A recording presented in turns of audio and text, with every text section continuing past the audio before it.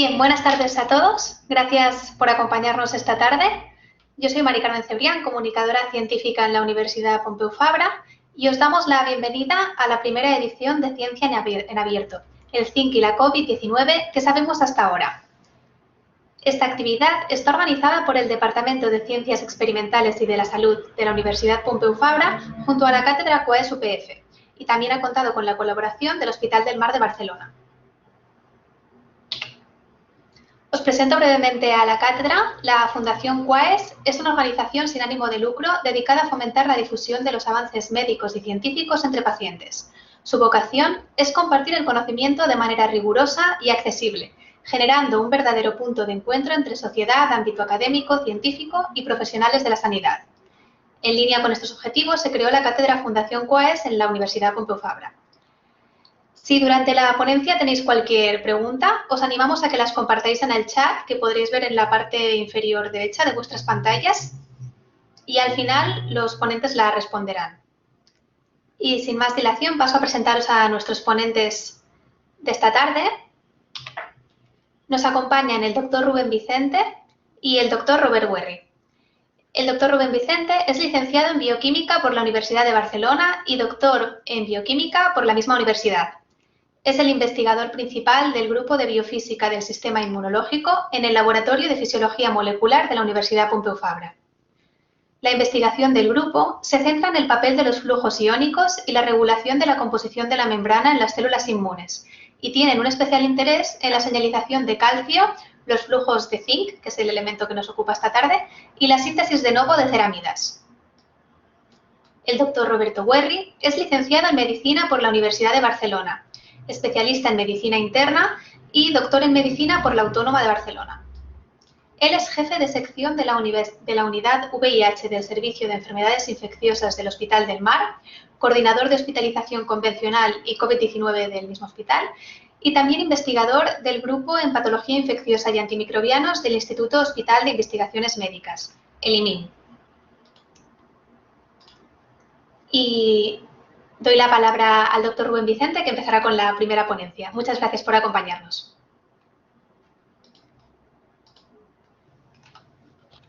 Muy bien, muchas gracias, Mari Carmen. Voy a intentar compartir el archivo que utilizaremos tanto el doctor Werry como yo. Aquí está, el archivo. De acuerdo, pues, a ver, pues muy buenas tardes. Primero de todo me gustaría agradecer a la Fundación Quaes, ¿no?, por darnos la oportunidad, tanto al doctor Werry como a mí, de participar en esta charla y explicar un poco la investigación que hemos realizado en el último año, que, como dice el título, tiene que ver con el zinc y cómo este nutriente puede impactar de alguna forma en la severidad de la COVID-19. Comenzaré yo, haré una breve introducción de lo que es el zinc como nutriente. También hablaré después de qué pasa cuando tenemos alguna deficiencia en zinc, qué pasa en la salud, y también me centraré en qué pasa en el sistema inmunitario. Después hablaré brevemente también del papel del zinc como antiviral. Y después el doctor Werry hablará de cómo se puede utilizar el zinc, los suplementos de zinc para tratar infecciones, y la investigación que se ha estado realizando en el Hospital del Mar junto con la UPF. Así que comenzamos. Y comenzamos desempolvando un poco nuestros conocimientos de química. Así que tenemos que hablar del zinc. El zinc es un elemento, así que recordad los elementos. Está la tabla periódica de los elementos. Voy a coger el puntero. Y tenemos que situarlo, ¿vale? Aquí tiene el número atómico 30. Cae en los metales de transición. Eso quiere decir que el zinc en la naturaleza lo encontramos como un metal, se comporta como un metal. Es este átomo de aquí, como he dicho, tiene el número 30. Eso quiere decir que el núcleo tiene 30 protones y alrededor están girando los electrones, 30 electrones. Bien, es un metal más o menos abundante. De hecho, en las distintas civilizaciones lo han utilizado pues porque es muy maleable y se ha utilizado para hacer herramientas que encontramos, herramientas hechas con zinc, en 1000 años antes de Cristo. Normalmente con aleaciones con otro metal, que es con cobre, generando lo que se conoce como latón. Y aquí presento un instrumento hecho de latón que, como he dicho, es fácil de manipular para generar instrumentos y además tiene este color dorado que tiene cierto atractivo, en algún momento ha tenido cierto atractivo. Bien, pero vamos a hablar del zinc como nutriente. Eso quiere decir que no podemos hablar del zinc como metal, puesto que es insoluble. No podemos chupar la trompeta para alimentarnos de zinc. Tenemos que a este átomo quitarle 2 electrones y entonces cuando hablemos de zinc como nutriente hablaremos del zinc iónico. Así que paso a la siguiente diapositiva. Este zinc es un oligoelemento. Necesitamos de este elemento pues, para fabricar estructuras en nuestro cuerpo. ¿Cuánto zinc tenemos en nuestro cuerpo? Bueno, pues se calcula que hay alrededor de 2 o 3 gramos. Es uno de los minerales más abundantes detrás del hierro, que estaría alrededor de los 4 gramos. Este zinc entra a nuestro cuerpo, por supuesto, en la ingesta, a través del intestino, en concreto el intestino delgado. Ahí tenemos la absorción de zinc y de ahí pasa pues, a la sangre. Y de la sangre se distribuye a los distintos tejidos. ¿Qué tejidos tienen más zinc? Bueno, pues principalmente músculos y huesos, pero todos los tejidos van a tener zinc porque una de las principales funciones del zinc es la función estructural. Es necesaria para formar estos tejidos. Pero quiero hacer una distinción de ese zinc con una función estructural de un zinc que es más móvil, que es el zinc que está circulando en la sangre. Vale, este zinc tiene la capacidad de entrar y salir dentro de las células y veremos que eso sirve para una segunda función, que es la de señalización. Pero bueno, quiero también destacar que de zinc no tenemos grandes reservorios, grandes almacenes en el cuerpo. Y esto lo voy a comparar, por ejemplo, con el calcio. Sabemos que el calcio necesitamos incorporarlo y, de hecho, en nuestro cuerpo hay 1 kilo de calcio. El calcio está principalmente en los huesos. Sin embargo, el calcio que hay en los huesos sirve como almacenaje. Así que puedo pasar largo tiempo sin tener una ingesta adecuada de calcio y lo voy extrayendo de los huesos para utilizarlo en otras funciones. De zinc eso no pasa. Dependemos de la ingesta diaria. ¿Cuál es la ingesta diaria recomendada? Bueno, pues en hombres sería unos 11 miligramos, en mujeres unos 8 miligramos. Aunque en distintas etapas de la vida, pues hay que cambiar esta ingesta. Por ejemplo, las mujeres embarazadas o las mujeres en periodo de lactancia necesitan un mayor aporte de zinc, puesto que tienen que pasárselo pues, al feto o al bebé. Me centro un poco más en la función del zinc en nuestras células. Ya he dicho que una de las funciones es estructural, y es que el zinc, átomos de zinc, los encontramos en un 10% de las proteínas de nuestro cuerpo. Necesitan de este zinc para tener la estructura adecuada y cuando tienen la estructura adecuada tienen la función adecuada. Aquí, por ejemplo, está representado para la gente que tenga más conocimiento de biología, una estructura que se estudia bastante, que serían los dedos de zinc. Es una estructura que tienen algunas proteínas que tienen que interaccionar con el ADN para darle estabilidad o para ayudar a leerlo. Pero existe otro grupo de zinc, otra parte del zinc que es más móvil, que no es estructural, que se mueve entre el compartimento de fuera de la célula y el compartimento de dentro de la célula a través de transportadores, generando cambios puntuales en que de pronto aumenta la concentración de zinc dentro de la célula o disminuye. Y esto es un lenguaje celular. Esto es una señalización que le permite a la célula interpretar pues, que tiene que empezar a crecer o proliferar o si es una célula del sistema inmunitario, pues a lo mejor activarse. De hecho, este lenguaje es bastante complejo. Tenemos hasta 24 transportadores de zinc diferentes. ¿De acuerdo? Y los movimientos pueden ser muy rápidos, en destellos que se llaman, o un poco lentos, de incrementos de concentración en olas. Recuperamos la idea del zinc diario que tenemos que ingerir. Ahora ya sabemos la función. Bueno, ¿cómo consigo yo tener un nivel nutricional adecuado de zinc? La buena noticia es que en los alimentos hay muchos alimentos que tienen zinc. Con una dieta variada es muy difícil caer en deficiencia en zinc. De hecho, bueno, el alimento que tiene más zinc son las ostras. De hecho, cada ostra ya tiene se calculan unos 12 miligramos de zinc. Así que podría mantener la de zinc solamente con una ostra diaria, pero por supuesto esto no es lo que hacemos normalmente.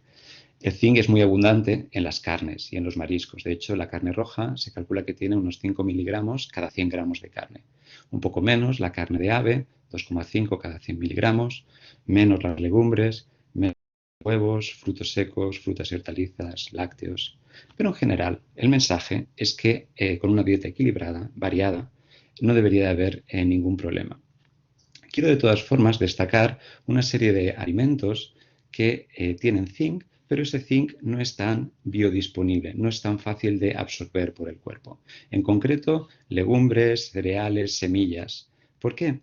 Porque estos alimentos tienen otra molécula que le llamamos, que es el fitato, que es una molécula que utilizan las semillas como reserva de fósforo para cuando germinan, proveer de fósforo en esos primeros estadios de crecimiento de la planta. Esta molécula, los fitatos, tiene mucho fósforo que está cargado negativamente y el zinc está cargado positivamente, de tal forma que se unen muy fuerte. Aquí tenéis un dibujito en el que muestro el tránsito por el intestino y cómo tiene que cruzar por la barrera del epitelio intestinal hacia la sangre. Bien, cuando ingiero alimentos que tienen mucho fitato, el zinc no es capaz de desprenderse del fitato y hace el tránsito sin poder pasar a la sangre. Existen técnicas para reducir el fitato en estos alimentos. De hecho, técnicas que ya utilizamos, como por ejemplo poner a remojo las legumbres. Cuando se ponen a remojo se pierde el fitato porque suele estar en la parte de la corteza de las pieles más externa de las legumbres y después quito ese agua, el zinc sigue estando en esas legumbres y ya lo cocino y es mucho más fácil de absorber. Otras técnicas que se utilizan para disminuir la cantidad de fitato serían las fermentaciones o la germinación, ¿de acuerdo? Eso disminuye también la cantidad de los fitatos. Con eso quiero decir que en legumbres y en cereales también podemos tener una dieta que nos permitiese tener la ingesta adecuada. Quiero señalar, aprovecho este dibujo de la absorción del zinc para reforzar la idea de que el zinc, para cruzar, por ejemplo, la célula necesita transportadores. El zinc, estar cargado positivamente, no puede entrar directamente a la célula, sino que necesita proteínas transportadoras. Y esto lo señalo porque una de las causas de deficiencia de zinc severa son personas que tienen mutaciones en los genes de estos transportadores. Cuando ocurre esto, se produce una enfermedad que se llama acrodermatitis enteropática. Es una enfermedad muy infrecuente. Es una enfermedad genética, es recesiva. Se da con más frecuencia en Irán, en Turquía y en algunas poblaciones de Italia. Pero como digo, es muy infrecuente. Sin embargo, da unos síntomas muy graves. Empiezo a hablar de deficiencia en zinc, entonces. Bueno, si hemos dicho que con una dieta variada en un principio no debería haber problema para tener deficiencia en zinc, es sorprendente que cuando miramos la incidencia de la deficiencia en zinc sea tan alta. Se calcula que un 30% de la población mundial podría tener cierto grado de deficiencia. Por ejemplo, si nos centramos en Europa, nos encontramos que entre un 10 y un 20% de la población tiene deficiencia en zinc. Pero existen regiones en el mundo donde la incidencia es muchísimo mayor. Esto es debido principalmente no a las mutaciones en los transportadores que decía, porque eso es muy infrecuente, sino que en los sitios donde hay mayor incidencia es debido a la dieta, que es una dieta pobre, es muy poco variada y principalmente en cereales. Una dieta así da mayor de caer en deficiencia en zinc. Y esto se considera desde la Organización Mundial de la Salud como un grave problema, puesto que la deficiencia en zinc está asociado a un mayor riesgo de infección. Aumenta el número de infecciones y estas son más graves. De hecho, entre un 4 y un 5% de la mortalidad infantil se asocia a deficiencia en zinc. En concreto, lo más común serían enfermedades respiratorias y enfermedades gastrointestinales. Así como causas principales, quería señalar que la deficiencia en zinc es algo que se conoce desde hace tiempo, que el zinc está presente en las estructuras animales, se conoce desde los años 30 del siglo pasado. Que cause realmente enfermedades en humanos no empieza a haber evidencia hasta los años 60. Y es en los años 70 cuando ya se considera un nutriente esencial y ya se es capaz de correlacionar síntomas con esta deficiencia. Las causas principales serían, como digo, una dieta pobre en zinc, pero también una absorción inadecuada, y esto puede ser debido a mutaciones en los transportadores o también cuando existe un deterioro del tejido del intestino, ¿vale? Esto también ocurre, por ejemplo, en gente que tiene inflamación intestinal, pues enfermedad de Crohn, colitis ulcerosa, o también en gente mayor, en que la capacidad de absorción del intestino es menor. Y también se puede entrar en deficiencia en zinc por un exceso de pérdida, ¿vale? Pues por si esté tomando diuréticos y se pierde mucho zinc por la orina o por episodios de diarreas. Bien, a lo largo de las etapas de la vida nos encontramos que la dieta puede ser la causa de que entremos en deficiencia independientemente de en qué estadio de la vida estemos. Y es una de las causas más frecuentes de deficiencia. La absorción problemas en la absorción se centra más o se quedan más evidentes en la infancia cuando son debidos a problemas en transportadores de zinc, que enseguida los síntomas son tan graves que se diagnostica y se trata, o problemas de absorción ya que tiene que ver con la edad, con los ancianos o la edad adulta. Y luego la pérdida, excesos de pérdida puede darse en distintos momentos de la vida. ¿Cuáles son los síntomas? Pero antes de decir los síntomas los voy a enumerar, pero tened en cuenta que la deficiencia puede ser muy grave, y eso es bastante infrecuente, que realmente estén muy bajos los niveles, una deficiencia moderada, que esta es frecuente, y una deficiencia leve, que los síntomas apenas se perciben y no se diagnostica, ¿de acuerdo? Pero se cree que tiene una alta incidencia. Y estos síntomas, cada uno de ellos pueden ser más graves o menos dependiendo del grado de deficiencia. Hablamos que uno de los primeros síntomas que se diagnostican claramente cuando hay una deficiencia severa son problemas en la piel, dermatitis. Otro de los problemas sería la mala cicatrización. Tened en cuenta que el zinc es necesario para formar estructuras. Si tengo una deficiencia en zinc, la reparación de una herida necesita generar nuevas estructuras, se ralentiza, ¿vale? Cicatriza peor. Además, en el proceso de cicatrización participa el sistema inmunitario, que ya veremos que es muy dependiente del zinc. Otro síntoma es la alopecia, la pérdida de cabello. Puede darse en distintos momentos de la vida. En distintos momentos de la vida, si tengo deficiencia en zinc, lo que puede provocar son infecciones más recurrentes y de mayor gravedad. Si la deficiencia en zinc se produce durante la infancia y adolescencia, normalmente causa una baja estatura, ¿vale? ¿Por qué? Porque en el crecimiento hay que generar nuevas estructuras, pero también porque el zinc de alguna forma está regulando la hormona del crecimiento. No solamente la hormona del crecimiento, sino que el zinc también está asociado a la regulación de hormonas sexuales. Así que la deficiencia en zinc produce una inmadurez sexual en las primeras etapas de la vida, y en las personas adultas puede generar impotencia en los hombres. En las mujeres puede causar problemas con la menstruación. Una deficiencia en zinc además genera alteraciones emocionales como irritabilidad, depresión. Una deficiencia en zinc además causa problemas visuales, que pueden ser más o menos graves, pero incluso deficiencias leves en zinc causan lo que se conoce como la ceguera nocturna, y es que el zinc está en los pigmentos de la retina. Y por último, una deficiencia en zinc. Mujeres con deficiencia en zinc pueden tener problemas ahora de malformaciones en el feto, ¿vale? Pues porque se necesita el zinc tanto para señalización, para generar nuevas estructuras. De aquí quiero señalar o resaltar el hecho de que la población anciana o la población mayor la que tiene mayor probabilidad de caer en deficiencia en zinc en cualquier parte del mundo. De hecho, en los países desarrollados, entre un 20 y un 30% de la población anciana se considera que tiene deficiencia en zinc.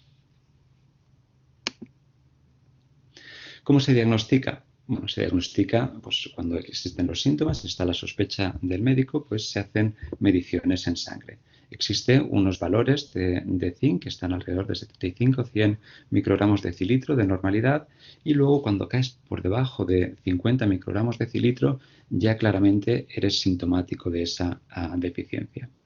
Sin embargo, el diagnóstico sobre la sangre a veces genera controversia, puesto que, como he dicho, el zinc muchas veces entra dentro de las células o sale y es bastante fluctuante. Así que existen estudios en los que en vez de medir la concentración en sangre, lo miran la cantidad de zinc que hay en el cabello. Tratamientos. El tratamiento es muy sencillo, simplemente con una suplementación de zinc. La suplementación sería entre 20 o 50 miligramos, dependiendo del grado de deficiencia, y con un tiempo limitado. Y esto es importante porque si se suplementa durante tiempos excesivamente largos, causas otro problema. Es la deficiencia en cobre, ya que compiten por los mismos transportadores para la absorción. Además, si nos comemos demasiadas ostras un día, podríamos tener una intoxicación aguda, en este caso, que nos causaría vómitos y diarrea.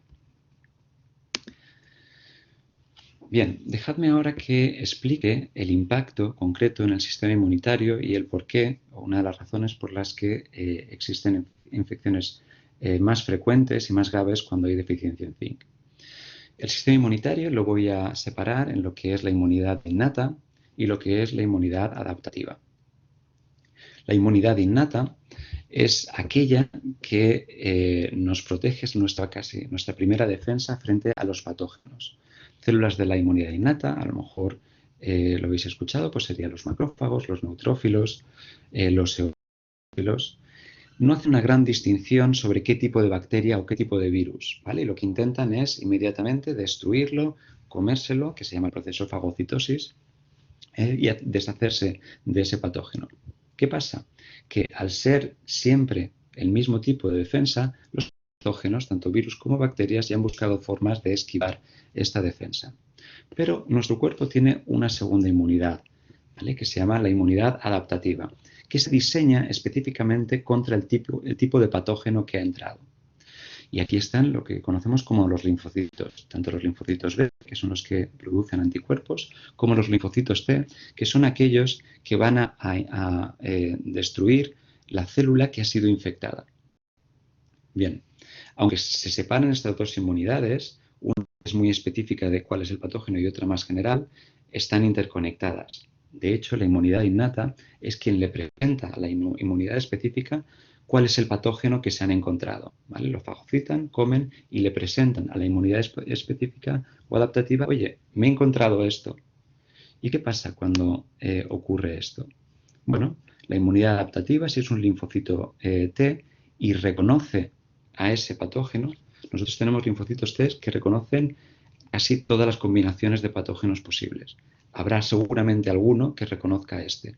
Cuando le presentan ese patógeno y lo reconoce, se activa, lo que conocemos el proceso de activación. Reproducirse, ¿vale? Multiplicarse, ese linfocito que es capaz de reconocer para ir matando las células que han sido infectadas por ese patógeno. ¿Qué pasa con los linfocitos B? Cuando reconocen, ¿vale?, el patógeno concreto que nos ha infectado, lo que hacen es multiplicarse y empezar a liberar anticuerpos, ¿vale? De tal forma que tardamos unos días hasta que le han presentado el patógeno y empezar a generar anticuerpos, pasan unos días, ¿vale? Necesitamos unos días para tener anticuerpos contra ese patógeno. Bueno, pues el zinc se sabe que modula esta respuesta, la respuesta del sistema inmunitario. Modula el fenómeno de activación, tanto en el linfocito T como en el linfocito B. Cuando no hay zinc o cuando hay deficiencia en zinc, el proceso de activación es menor, tanto en el linfocito T como en el linfocito B. ¿De acuerdo? Nuestro laboratorio está interesado justamente en este fenómeno, en el de la activación y por qué el zinc participa aquí.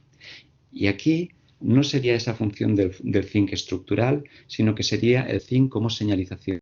Hay unos flujos de zinc que entran y que ayudan al proceso de activación. Y sobre la inmunidad innata, ¿existe algún tipo de regulación por el zinc? Sí.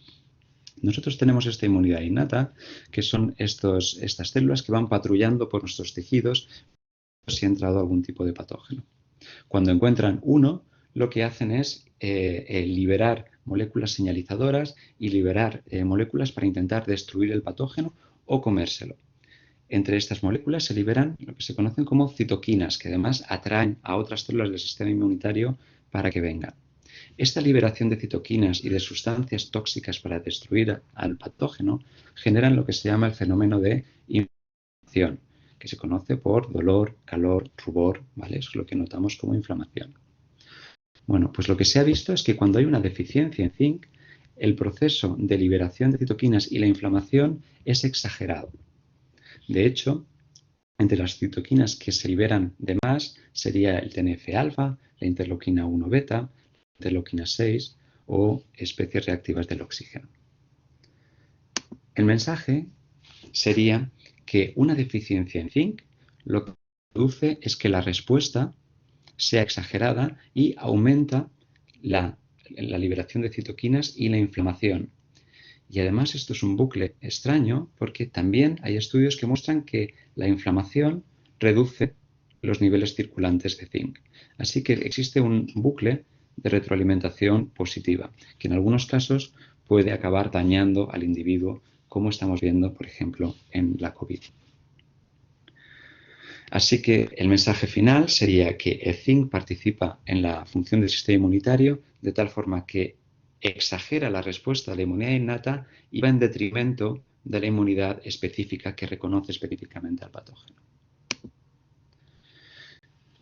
Ahora hablaré brevemente de otro aspecto del zinc, y es que el zinc, de por sí, este elemento, la entrada de zinc se ha visto que puede ser un agente antiviral, puede parar, ¿vale?, la replicación de los virus. Y aquí he cogido este dibujo que representa el ciclo del virus que causa la COVID, que es el SARS-CoV-2, cómo entra dentro de la célula, uniéndose a esta proteína que hay en la membrana, que se llama AC2. Cuando se une, la célula lo internaliza en una vesícula y él se escapa de la vesícula. El material genético del virus es un ARN que tiene información para generar proteínas y para replicarse, para generar más copias de ese ARN. Una vez se ha replicado, vuelve a generarse la cápsula y a salir para infectar otras células. Bien, existe literatura que muestra cómo una entrada de zinc masiva es capaz de parar el fenómeno de replicación de determinados virus, y digo determinados virus. ¿En qué virus se ha visto esto? Estos experimentos se han hecho sobre todo en laboratorios con cultivos de células. Se ha visto que una entrada masiva de zinc puede parar el proceso de replicación de coronavirus. De hecho, el coronavirus, el SARS-CoV-1, el que causó el SARS en el 2002, se ha visto que con una entrada masiva de zinc deja de replicarse. Pero también otros virus como el rinovirus, herpes, hepatitis. Bien. Por estas razones que he descrito hasta ahora, existen distintos investigadores, distintos hospitales que hemos decidido ver si existe algún tipo de relación entre el zinc y la severidad de la COVID-19. Y voy a resumirlas. 1. El segmento de población con mayor severidad de la COVID-19, cuando la patología es más grave, ya sabemos que es la gente mayor. Y es justamente la gente mayor la que tiene más tendencia a tener deficiencia en zinc. Además, sabemos que la gravedad de la COVID-19 es debido a por un exceso de inflamación y justamente esto es lo que puede causar la deficiencia en zinc. Por otro lado, sabemos que con deficiencia en zinc nuestra respuesta adaptativa, la de generación de anticuerpos o los linfocitos es peor y justamente necesitamos de esos anticuerpos y de esos linfocitos T para combatir al virus de la COVID-19, el SARS-CoV-2. Y por otro lado, También sabemos que el zinc tiene un efecto antiviral con virus de la familia del coronavirus. Por eso se han lanzado estos estudios. De estos estudios, de esta parte del que nosotros hemos hecho, solo comentaré la investigación que estuvimos haciendo en la Universidad de Pompeu Fabra, en el laboratorio de Juana Díez, con Marta y yo, y en mi laboratorio con Marina Vogel. Y aquí lo que quisimos ver es si éramos capaces de reproducir el hecho de que el zinc de alguna forma impedía la replicación del virus, pero con este virus nuevo, con el SARS-CoV-2. Así que hicimos cultivos celulares de células que eran humanas, que se podían infectar con este virus, pero a estas células les pusimos distintos niveles de zinc. Desde las dejamos en deficiencia de zinc, un zinc dentro de la normalidad o un exceso de zinc. Las infectamos y durante 48 horas vimos cuánto había replicado, cuántas copias se había hecho del virus. Y observamos que las células cuanto menos zinc tenían, más replicaban. Así que este mensaje iba más o menos en la línea de lo que se esperaba respecto a otros coronavirus, que es que el virus se encuentra mucho más cómodo cuando hay deficiencia en zinc. Bien, yo voy a dejarlo hasta aquí. El doctor Werry explicará cómo se puede utilizar el zinc como suplemento y también continuará explicando el estudio que se ha realizado en el Hospital del Mar con pacientes de COVID. Si tenéis preguntas, lo escribís en el chat y al final de la charla también del doctor Werry contestaremos los dos. Muchas gracias.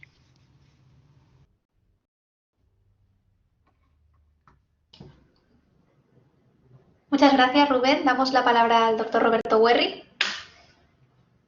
Bueno, muchísimas gracias. Gracias a la Universitat Pompeu Fabra por la invitación y al doctor Vicente también por permitirme compartir estos minutos con vosotros y compartir, por un lado, efectivamente nuestro trabajo y, por otro lado, un aspecto que me parece interesante y relevante desde el punto de vista clínico.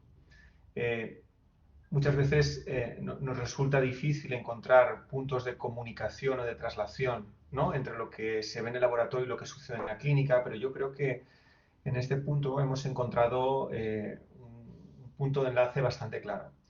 Y antes de empezar, me gustaría empezar, aunque os parezca una broma, pero esta es la nota de prensa del médico de la Casa Blanca el 2 de octubre del año pasado, cuando Donald Trump, que era presidente en aquel momento, estaba infectado por el coronavirus, por el SARS-CoV-2, y se informaba del tipo de tratamiento y qué tratamiento se le estaba administrando. Aparte de Remdesivir, ¿no?, el antiviral, anticuerpos monoclonales varios en contra de la proteína de la spike del virus, y aparte de algunas dexametasona y algunas otras historias, entre el tratamiento que se le estaba dando al presidente de los Estados Unidos en aquel momento era zinc, aparte de vitamina D, famotidina y melatonina. Digo zinc y en los Estados Unidos porque esto que a nosotros nos ha parecido, ¿no?, cuando lo hemos presentado de forma más o menos pública, como algo que ha llamado un poco la atención, lo que es cierto en que los países anglosajones el dar tratamiento suplementado con zinc en pacientes que están padeciendo infecciones respiratorias virales es muy frecuente, y así durante toda estos últimos meses en los que el SARS-CoV-2 ha acampado de alguna manera a sus anchas, se ha prescrito de forma generalizada zinc en pacientes o en personas, ya digo, en países anglosajones. No así en nuestro entorno, quizás por un poco o falta de tradición o falta de conocimiento en cuanto a, digamos, a las propiedades, ¿no?, como cuenta el doctor Vicente. Básicamente, ya como consideraciones previas, decir que no hay evidencia de que el suplementar masivamente a toda la población con zinc vaya a producir una disminución de las infecciones respiratorias, pero por otro lado sí que hay alguna evidencia, y ahora a lo largo de los próximos minutos me gustaría pasar por ella, en la que suplementando con zinc a personas que están con síntomas agudos de una infección viral, eso puede tener un impacto en el curso, en el devenir de esa infección. El cómo de alguna manera la suplementar con zinc y el pronóstico y la evolución de infecciones clínicas hasta el momento, hasta hace unos años, se habían hecho básicamente en base a estudios observacionales. De hecho, lo que nosotros hemos publicado como grupo en el Hospital del Mar en cuanto a los pacientes es un estudio observacional en lo que sucedía en cuanto a pacientes que presentaban determinados niveles de su pronóstico, ¿no? La limitación con esto es que, de alguna manera, resulta difícil saber qué es lo que pasa pues, cuando vamos a hacer una intervención o conocer cuáles son los niveles plasmáticos adecuados a partir del cual una persona se podría considerar protegida o no. El interés en el zinc para tratar infecciones no solo respiratorias sino digestivas data ya de hace más de 30 a 35 años. Es decir, la OMS a finales de los años 90 en uno de los programas o en algunos de los programas para controlar para el tratamiento de las diarreas en países en vías de desarrollo, lo que puso en marcha son programas aparte de evaluar los sueros de rehidratación, se valoró la posibilidad de introducir algunos oligoelementos como el zinc en estos sueros de rehidratación. Lo que ya se vio en aquel momento, y lo que esto ha creado de alguna manera, es que cuando se suplementaba con zinc, la reducción de la incidencia, es decir, del número de episodios de diarrea aguda era significativamente menor, pero es que además, cuando se mantenía el tratamiento con zinc durante la diarrea, los episodios de diarrea se reducían significativamente. Esto tiene especial relevancia porque un episodio de diarrea aguda en un entorno social, un entorno económico complicado, cuantos más días de diarrea, mayor riesgo de deshidratación y por tanto mayores complicaciones. Por tanto, el impacto que tenía el suplementar con zinc y por tanto reducir la diarrea, el número de días de diarrea era muy relevante. Este es de alguna manera el estudio que vino a poner en perspectiva esto que os comento, es decir, se evaluó de forma separada, aleatorizada, ya no era un estudio observacional como tal, sino que era un estudio de intervención en el que se administraba un suero de rehidratación propuesto por la OMS, zinc junto en el suero por separado y después el suero solo sin zinc. Lo que se evidenció en aquel momento es que el suero y el zinc separados eran el mecanismo más eficaz para reducir la duración del episodio de diarrea.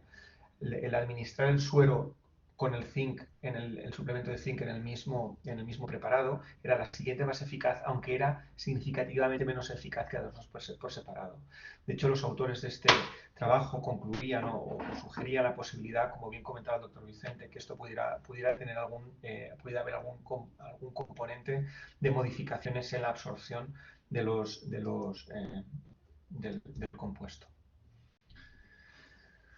En cuanto a las infecciones respiratorias, y yo creo que es un poco la que nos ocupa, ya ha comentado el doctor Vicente que efectivamente hay una relevancia, hay una comunicación, un contacto entre lo que es el zinc y la respuesta a diferentes coronavirus o a diferentes virus, pero esto había de alguna manera en la práctica clínica traducirlo en algo tangible, ¿no?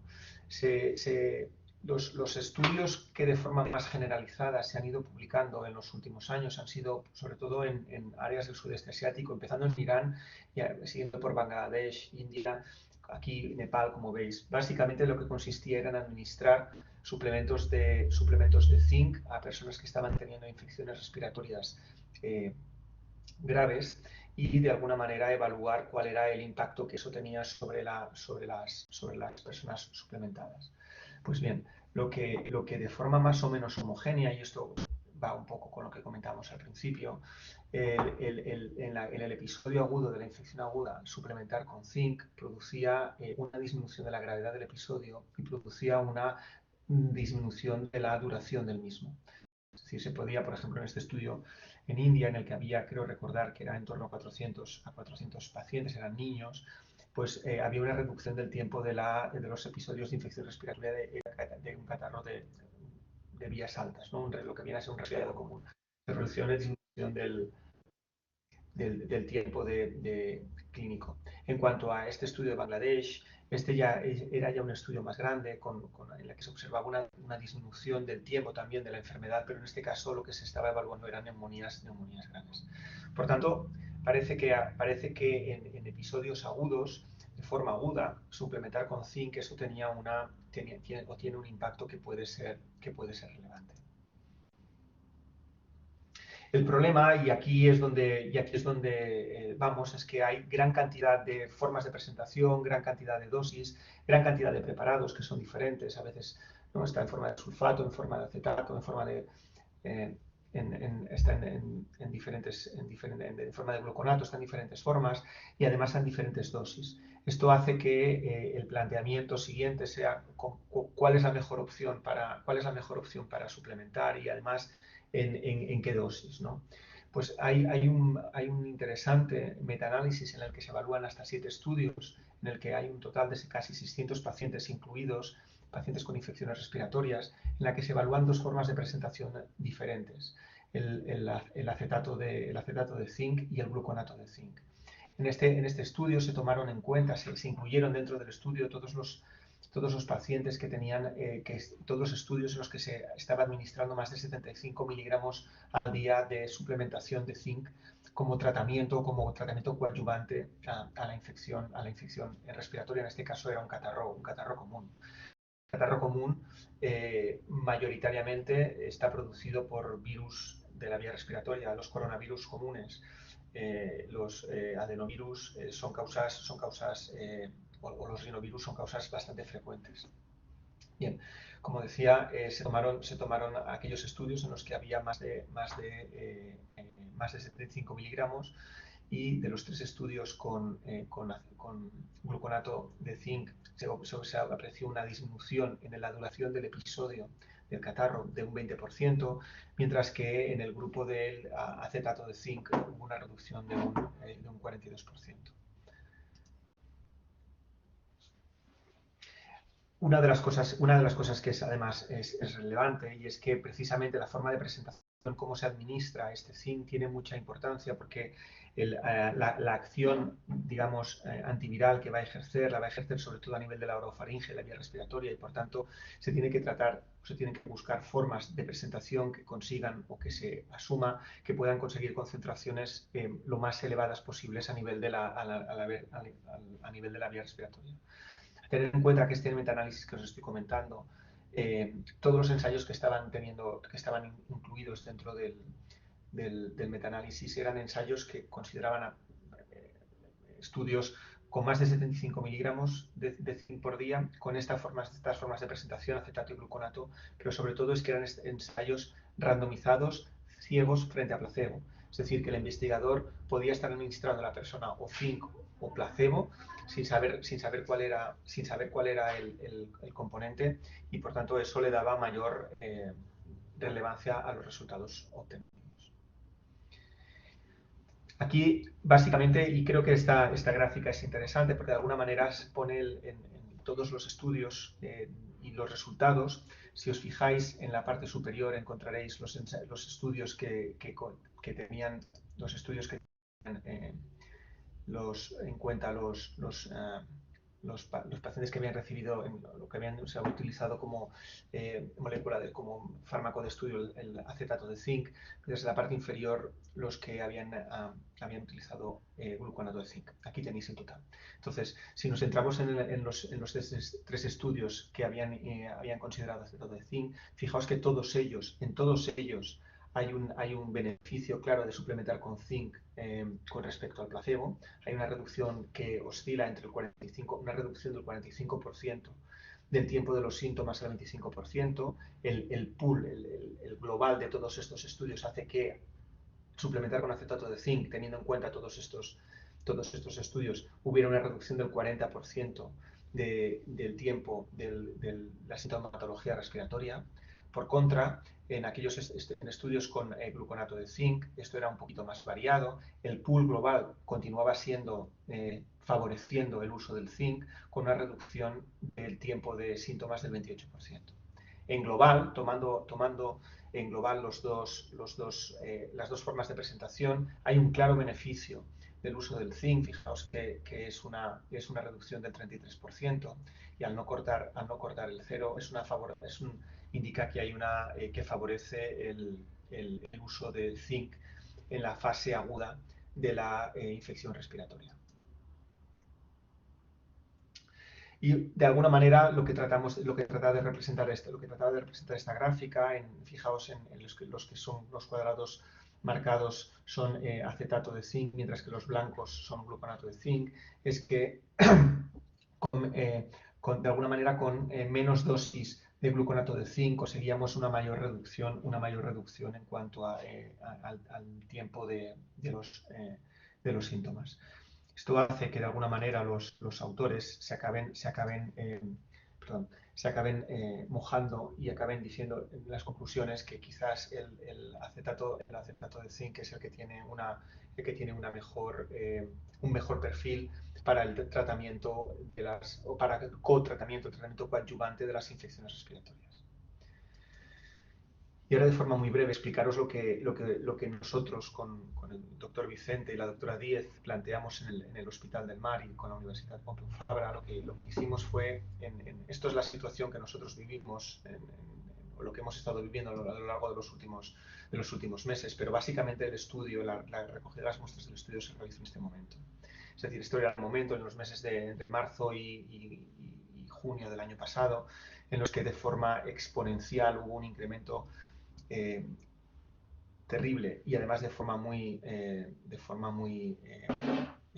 intensa y de formas muy graves de la infección por SARS-CoV-2. Y en aquel momento, conversaciones con él, tanto la doctora Díez, con la profesora Díez, como el doctor Vicente, comentamos pues la posibilidad o la importancia que podía tener el zinc como cofactor, como elemento, ¿no? Y la primera pregunta que nos queríamos hacer en aquel momento era qué es lo que estaba pasando, qué es lo que sucedía en cuanto a los pacientes que llegaban a nuestro hospital con respecto al zinc. Lo que hicimos fue protocolizar y de alguna manera incluir a todos los pacientes que ingresaban en la unidad. Se les hacía una determinación de zinc en el momento inicial, en el momento en el que entraban por la puerta del hospital. Y esto, pues en aquel momento nos dio un pool de personas que nosotros establecimos un punto de corte en los 50 microgramos de cilitro, y a partir de ahí lo que determinamos, pues ver qué es lo que sucedía entre estos dos grupos, ¿no? Los que consideramos un déficit de zinc por debajo de 50 microgramos de cilitro y por encima de 50 microgramos de cilitro. Había algunas diferencias en cuanto a comorbilidades, sobre todo si os fijáis en cuanto a insuficiencia renal y también en diabetes, que además sabemos que son factores que pueden tener un impacto en el pronóstico de la infección por SARS-CoV-2, y esto es relevante. Pero una de las cosas que creo que fueron más interesantes a la hora de hacer el análisis de ese estudio, y sobre todo de ver que los resultados que estábamos obteniendo eran consistentes, era ver cómo los niveles de zinc, de forma, insisto, consistente, y miraras por donde los miraras, es decir, con los parámetros inflamatorios, o aquellos parámetros inflamatorios que se utilizan en clínica con más frecuencia, ¿no? En este momento estamos utilizando interleucina 6 de forma muy marcada, pero de forma clínica se utiliza la proteína C reactiva o la ferritina como marcadores, la ferritina como un subrogado de un estado inflamatorio, y la proteína C reactiva como un marcador directamente inflamatorio. Pues bien, encontrábamos una correlación significativa en todos los casos. A mayor nivel de zinc en el momento del ingreso, menor nivel de inflamación, menor nivel de interleucina 6, menor nivel de proteína C reactiva, menor nivel de ferritina. Y cuando íbamos más allá y mirábamos con otros parámetros que también estamos utilizando en clínica, que aquí nos los mostramos, pero que también, pues el libro de, por ejemplo, ¿no? El fibrinógeno, encontramos gráficas y resultados muy similares. Por tanto, parecía que de forma bastante consistente y coherente había un incremento de los niveles de inflamación en aquellos individuos que tenían unos niveles de zinc más bajos. Esto es lo que está representando aquí y esto era estadísticamente significativo.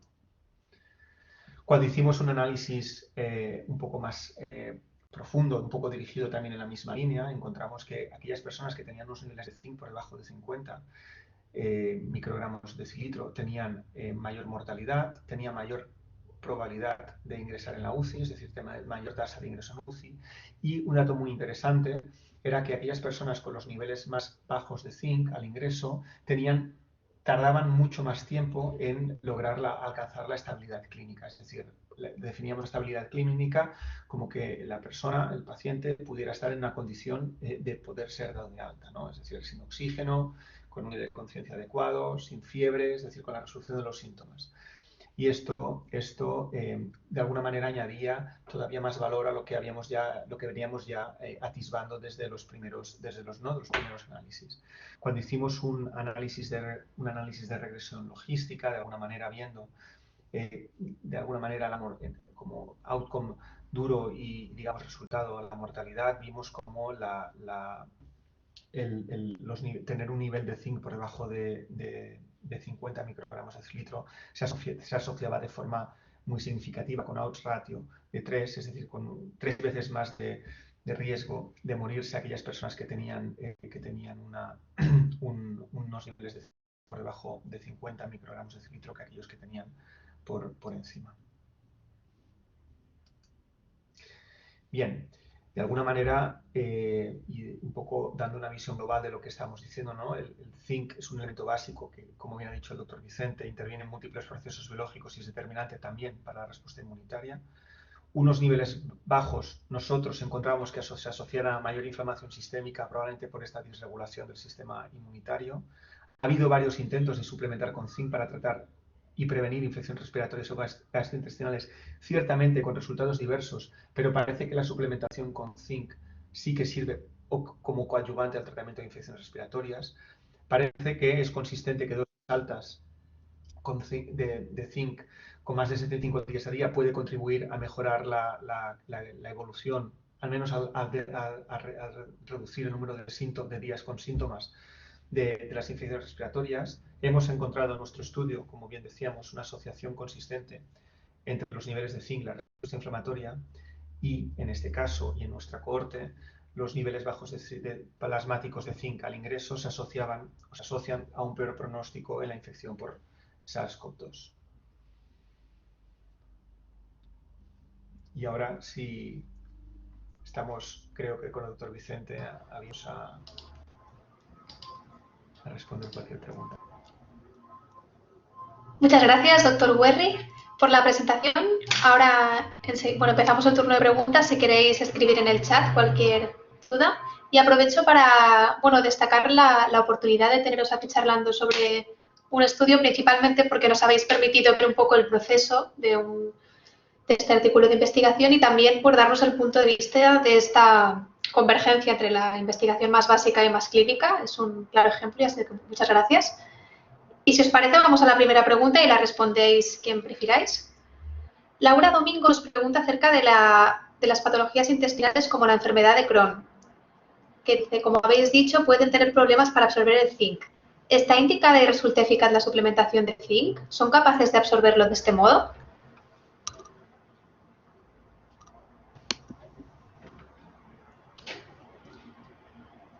No sé si tú, Rubén, tienes datos al respecto. Yo entiendo que de la misma forma que las patologías más severas asociadas a deficiencia en zinc, que es cuando no tienes los transportadores, en esos casos, ¿no?, más dramáticos de problemas de absorción, porque ni siquiera tienes el transportador, suplementando con zinc, eres capaz de recuperar los niveles adecuados en la sangre con un exceso de suplementación. Por lo cual, no creo que con las enfermedades inflamatorias en que tienes una absorción deficitaria, no veo por qué no la suplementación de zinc no pueda ayudar. Sin embargo, desconozco los protocolos en este sentido. Me da la impresión que en este sentido protocolos hay relativamente pocos precisamente por el propio desconocimiento.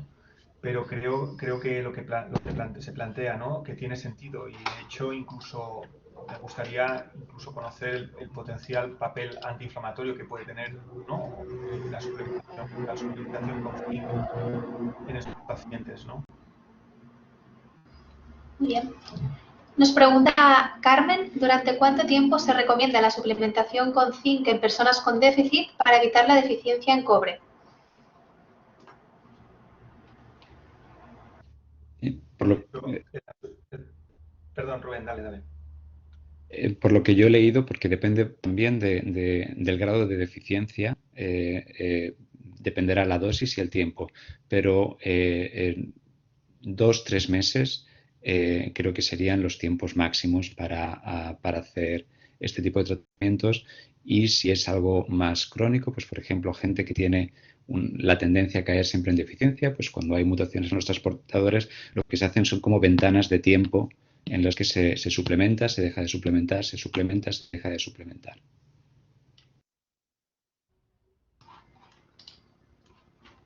Muy bien, vamos con la siguiente pregunta. María nos pregunta, ¿en personas con cáncer el zinc es beneficioso en la inflamación de los ganglios? Yo aquí tengo algo que comentar, Roberto. En cáncer realmente el zinc está desregulado. Existen numerosos estudios en los que muestran que la homeostasis del zinc, la cantidad de zinc que hay circulando, no es normal y hay una tendencia a que haya menos zinc. Sin embargo, suplementar con zinc en cáncer no está claro que ayude y además podría ser perjudicial, ¿vale? Depende del tipo de cáncer, porque el cáncer son muchas enfermedades en sí. Depende de qué tipo de célula cancerosa, la suplementación puede beneficiar, puede no hacer nada o puede perjudicar. Así que no lanzaría un mensaje claro en ese sentido. Muy bien. Nos preguntan si se recomendaría la suplementación antes de la vacuna.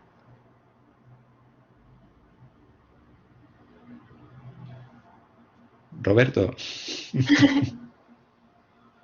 La verdad es que en principio la vacuna no, es decir, el mecanismo de acción, sobre todo lo que estamos buscando cuando suplementamos con zinc es, por un lado, el aspecto que comentaba Rubén, ¿no? De inhibición de la replicación viral, aparte del efecto inmunomodulador. La vacuna lo que estamos haciendo es administrar una proteína del virus, ¿no? Y de alguna manera bueno, no estoy seguro que vaya a tener un impacto especialmente relevante en esto. Rubén, no sé qué piensas tú. Yo sí que he leído estudios en los que se intentaban reforzar vacunas con zinc. Sin embargo, ningún estudio me ha parecido nunca tan sólido como los datos que has presentado tú, Roberto, respecto para tratamiento con infecciones. Entonces, creo que se haya estandarizado algo que se haya validado claramente. A continuación, Elena Miralles nos pregunta si habría posibilidad de suplementar el zinc por vía intravenosa en forma de acetato y así evitar la absorción intestinal. El zinc endovenoso se administra, de hecho se suplementa en las nutriciones parenterales y demás. Existe, lo que pasa es que la logística es complicada y no es sencillo. Muy bien, gracias. Nos preguntan también qué método han empleado para para medir el zinc. Pone ICP-MS, que no sé exactamente qué quiere decir, pero bueno, el método para medirlo. Es el método estándar que utilizan en el laboratorio del hospital. Creo que es por luminescencia, pero... Perfecto. Y en concreto, para parametrizar, o corrígeme, Roberto, el zinc se midió en el ingreso, cuando ingresaban los pacientes, es en el momento en que se hizo la medida de zinc. Sí, el momento... Muy bien. Nos preguntan también acerca de los complementos alimenticios. Nos dicen que algunos, tales como Supradin, incluyen 10 miligramos de zinc y lo indican como el 100% de la cantidad diaria recomendada. Y dicen, si además tomas alimentos con zinc, ¿puede ser que tomes un exceso y sea perjudicial?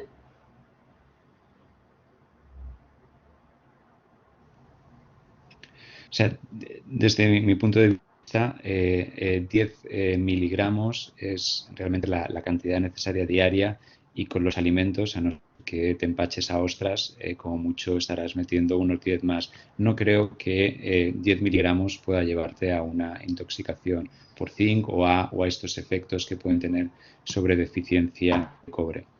Ahora hay suplementos con mucha más concentración, 20 y hasta 50, que ahí sí que habría que tener en cuenta los tiempos en que lo estás tomando y lo dejas de tomar.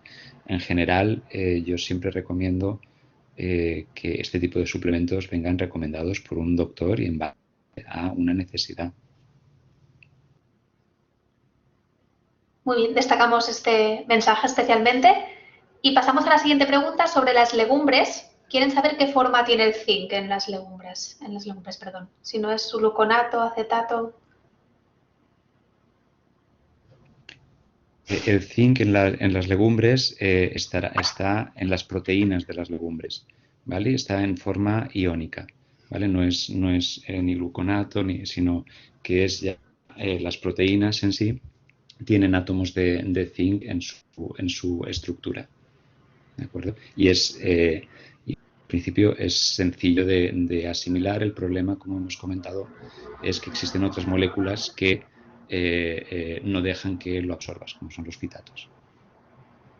Perfecto. Nos pregunta también Jordi, ¿qué análisis de zinc es más eficiente?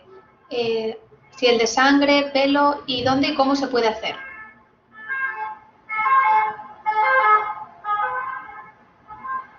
Una cosa, por un lado, es cuando se hacen estudios, si quieres ver el nivel nutricional de zinc, es la controversia que había hablado antes. Existen estudios que critican el uso del zinc en plasma. Sin embargo, luego existe mucha literatura que refuerza que grandes cambios nutricionales en zinc también afectan el plasma. Y es cuando hay autores que para medir el nivel estatus nutricional miran en pelo. Ahora, si yo tengo una sospecha de que tengo síntomas que podrían estar relacionados con una deficiencia en zinc, también un poco uno tiene que cuestionarse qué tipo de alimentación tiene. Simplemente vas al médico y el médico, si está de acuerdo contigo, pues pide una analítica y en una analítica se puede pedir que incluyan el zinc. En una analítica básica, corrígeme Roberto, no suele aparecer el zinc, pero si existen sospechas, es fácil que se incluya. Sí, efectivamente. Perfecto. Nos pregunta a continuación Soledad si en síndromes mieloproliferativos se aconseja suplementación de zinc.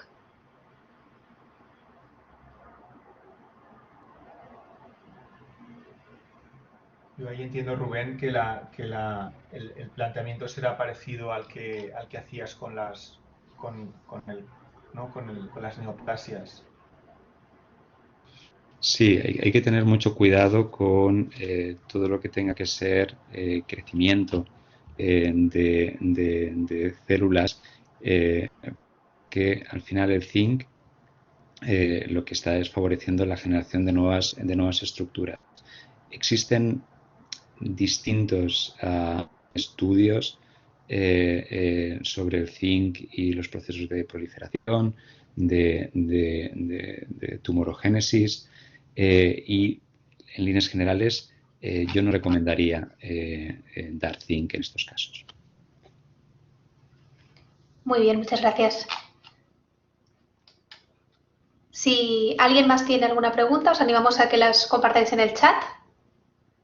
Esperamos un minuto y si no hay más preguntas daremos por terminada la sesión.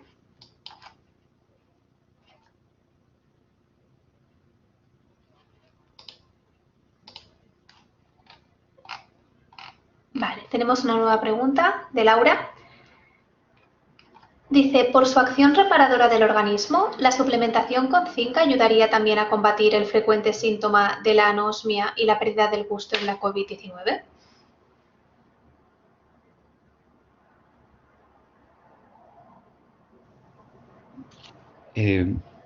Realmente no tengo ninguna evidencia o no he leído nada al respecto. No sé, Roberto, si tú has escuchado algo respecto a la anosmia y el zinc. Desde mi punto de vista, si no hay evidencias, no podría, sería una especulación. Supongo que como poco a poco se están haciendo, de hecho ya hay estudios clínicos frente a la COVID en que se está suplementando con zinc y los resultados van a ir saliendo en los próximos meses, sabremos, ¿no?, si esa suplementación es capaz de paliar algunos de los síntomas o generar algún tipo de beneficio. Yo sí que querría, y creo que Roberto también quiere lanzar el mismo mensaje, es que necesitamos más datos. Nosotros lo que hemos visto hasta ahora es simplemente que existe una relación entre déficit de zinc y una severidad de la enfermedad, pero necesitamos estudios randomizados a ciegas en las que se suplemente con zinc y realmente tiene algún tipo de beneficio. Nosotros decimos que sería interesante estudiar nosotros, sino que en los últimos meses ya han salido otros estudios que refuerzan nuestros datos, pero ahora lo que necesitamos son pruebas de que es capaz de generar algún tipo de beneficio, porque también puede ocurrir que lo que estemos viendo sea una consecuencia más que una causa, ¿de acuerdo? Entonces el mensaje somos causados, ¿vale? Hay indicios de que puede ser importante, pero necesitamos estudios y que se suplemente para demostrarlo. En esta línea de líneas futuras de investigación y de estudios que ya se están realizando, ¿hay algo quizás que nos podéis desvelar de tipos de estudios que pensáis que es interesante hacer o que sepáis que se estén haciendo y que vayan en una línea parecida a lo que nos comentáis?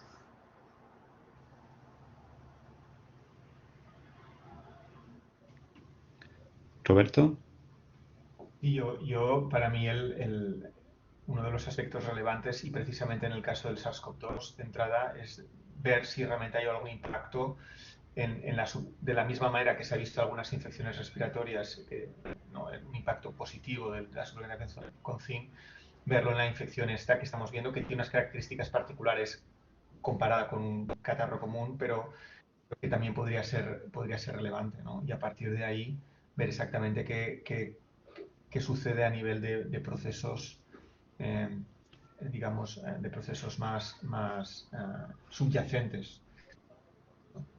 Sí, en ese sentido, tanto el doctor Werry como yo estamos intentando, bueno, pues hacer el siguiente escenario, es decir, vamos a ver si implementamos qué pasa con los pacientes, qué tipo de, si existe algún beneficio, pero sobre todo también estudiar un poco cuáles son los distintos actores que están participando en la lucha contra la COVID, la producción de anticuerpos, los linfocitos T, cómo se ve lado con la suplementación de zinc en estos pacientes. Entonces, nuestra idea es continuar por esa línea, ver si hay beneficio y además por qué se genera ese beneficio.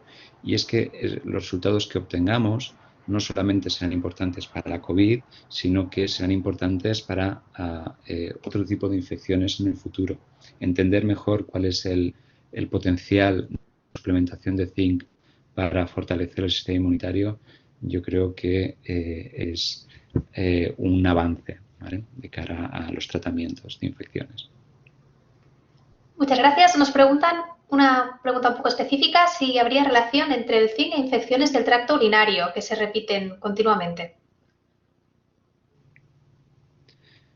Yo no he leído nada al respecto, no sé, Roberto. Yo tampoco, y es un tema de las infecciones urinarias de repetición, que es un tema recurrente y que además vamos revisando el tema y yo tampoco he leído. Tenemos una nueva pregunta de Ángela que nos dice, en el grupo con niveles de zinc inferior a 50, ¿hay mayor prevalencia de enfermedad renal crónica y enfermedad pulmonar crónica? Asumo que en el segundo caso podría haber mecanismo de estado hipercatabólico relativo. ¿Se ha visto relación con frecuencia o gravedad de agudizaciones en EPOC?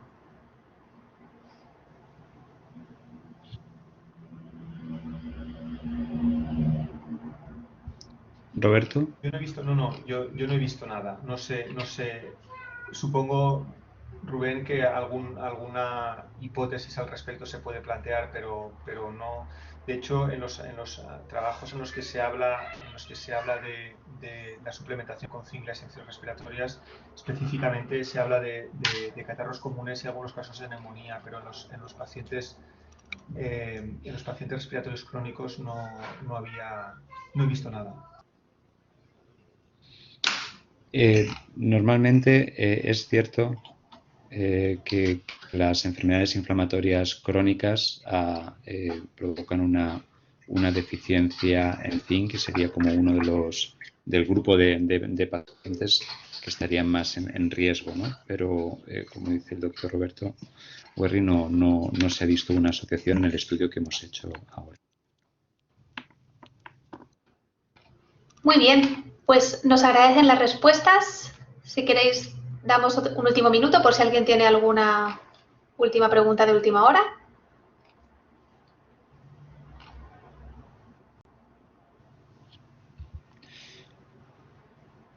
Bueno, si no, a mí me gustaría agradecer una vez más a la universidad y a la fundación haber organizado la charla y a la gente que ha atendido a esta charla. Muy bien, pues si os parece dejamos aquí la sesión. Muchas gracias a vosotros por acompañarnos y a todo el público por estar con nosotros y os esperamos en la próxima actividad. Gracias. Muchas gracias. Buenas tardes. Muchas gracias. Buenas tardes. Adiós.